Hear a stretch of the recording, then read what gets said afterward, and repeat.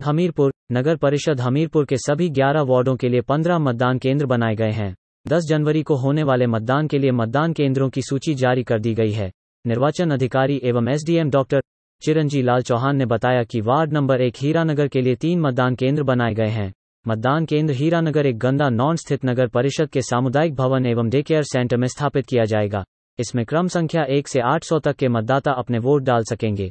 हीरानगर 2 मतदान केंद्र अणुस्थित बिजली बोर्ड के फील्ड हॉस्टल में स्थापित होगा, जिसमें क्रम संख्या 801 से 1600 तक के मतदाता अपने मताधिकार का प्रयोग कर सकेंगे।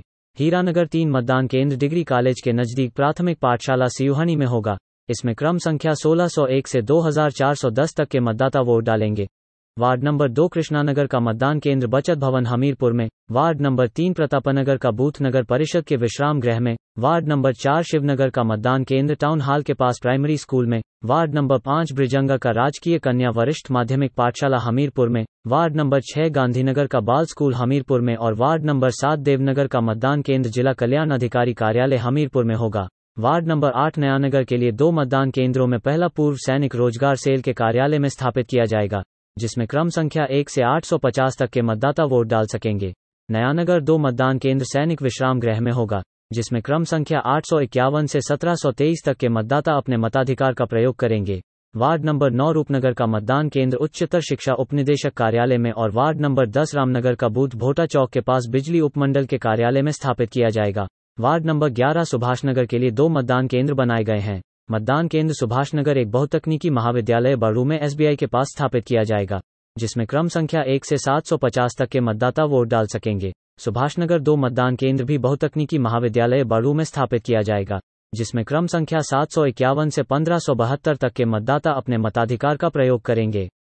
हिमाचल के सरकारी स्कूलों में नए शैक्षणिक सत्र से तीसरी कक्षा से ही संस्कृत पढ़ाई जाएगी। हिंदी विषय की पुस्तक में संस्कृत विषय के 2 चैप्टर जोड़े जाएंगे।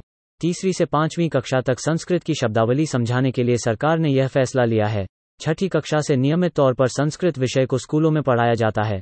संस्कृत विषय को बढ़ावा देने के लिए सरकार ने तीसरी कक्षा से ही बच्चों को इस विषय की शब्दावली का ज्ञान देने का फैसला लिया है।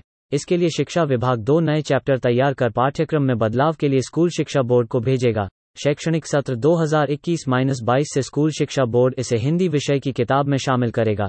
एकाएक छोटे बच्चों पर नए विषय का बोझ न पड़े, इसके लिए सरकार ने फिलहाल तीसरी कक्षा में संस्कृत के सिर्फ 2 चैप्टर ही पढ़ाने का फैसला लिया है। चौथी और 5वीं कक्षा में इन चैप्टरों की संख्या बढ़ाई जाएगी।